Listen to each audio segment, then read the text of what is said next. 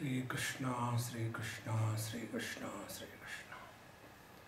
Gurur Brahma, Gurur Vishnu, Gurur Devo Maheshwara, Guru Sakshat Param Brahma, Tasmai Shri Gurave Namaha, Tasmai Shri Gurave Namaha.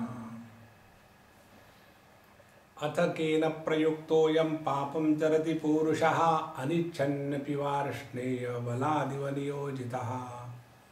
Arjuna asked a question to Bhagavan Krishna in Bhagavad Gita, under whose command and compulsion a person goes the wrong way. Who is that? What is that? Because of which we are as if compelled to live a sinful life. In reply to this, Bhagavan says, Kama esha krodha esha rajo guna samudbhavaha maha ashanaha maha papma vidhe namiha vairinam. It is desire, alias anger, born out of rajoguna. And when we are under the influence of the desire or the anger, we are unsatiable. Desires can never be fulfilled in one's whole life. And under the impact of the anger, mahapapma, one can conduct or commit any sin under the spell of anger. After having told this, then the teacher says, to destroy this enemy within us, known as desire,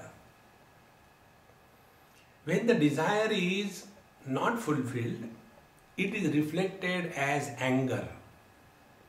When the desire is fulfilled, it is reflected as greed. Both anger and greed, they rob us of our wisdom.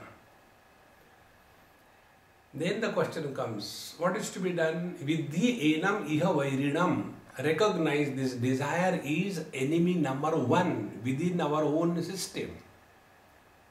So destroy him. But where is he living, the desire? Indriyani mano buddhi asyadhisthana muchyate. The desire functions by taking possession of first the sense organs, then the mind, and then the intellect. 3.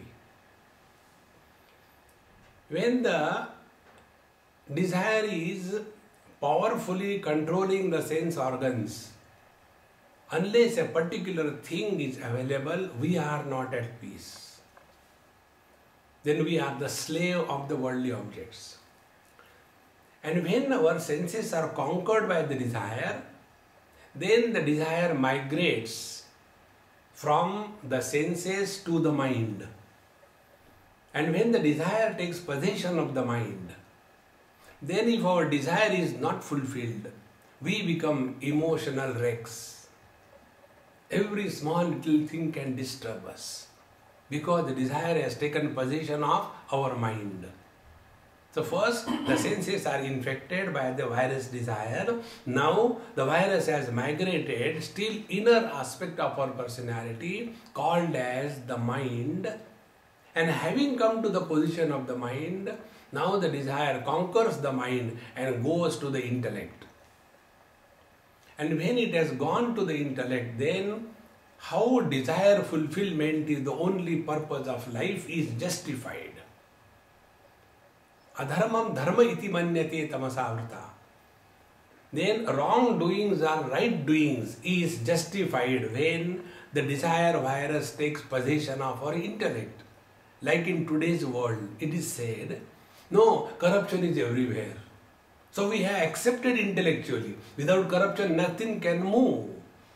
This is how the desire is a disastrous virus in our system.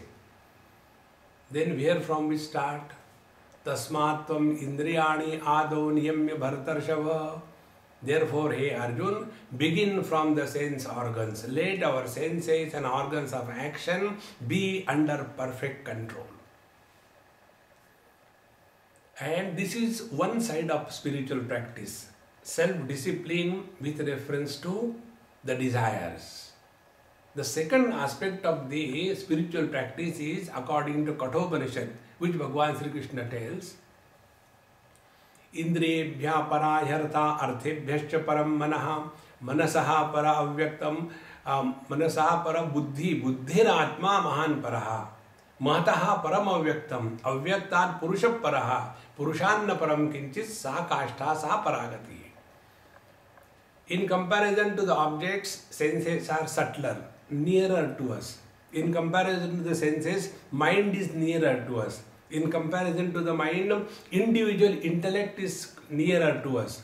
In comparison to the individual intellect, the total intellect is nearer to us. In comparison to the total intellect, our absolute reality is nearer than the nearest. Unless we come and abide in this absolute conscious blissful self, all our efforts to control the matter and keep it under control all through will be in vain. Therefore, spiritual practice or meditation involves these two distinct aspects. One is the control over the matter, and second is recognition of our essential nature. And for that, like yesterday we have seen, what are the steps we go through?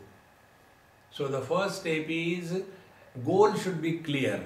The goal in meditation is attainment of freedom from body identification. Unless this is achieved, it is impossible to abide in the self.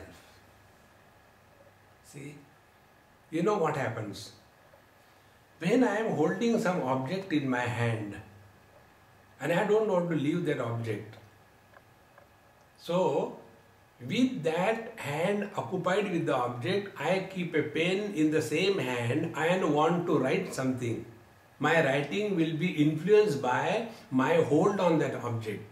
If my original writing has to come out, what I have to do is drop this object.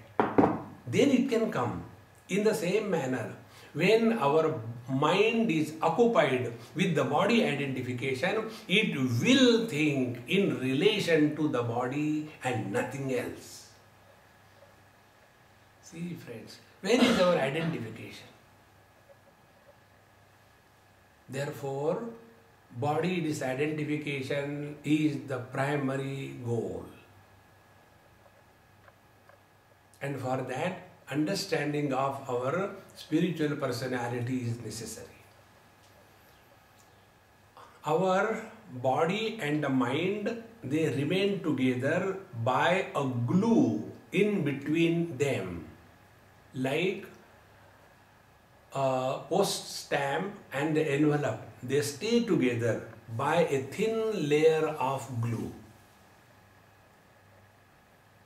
In the same manner, body and the mind, they remain together by a thin layer of pranamaya kosha, the breathing.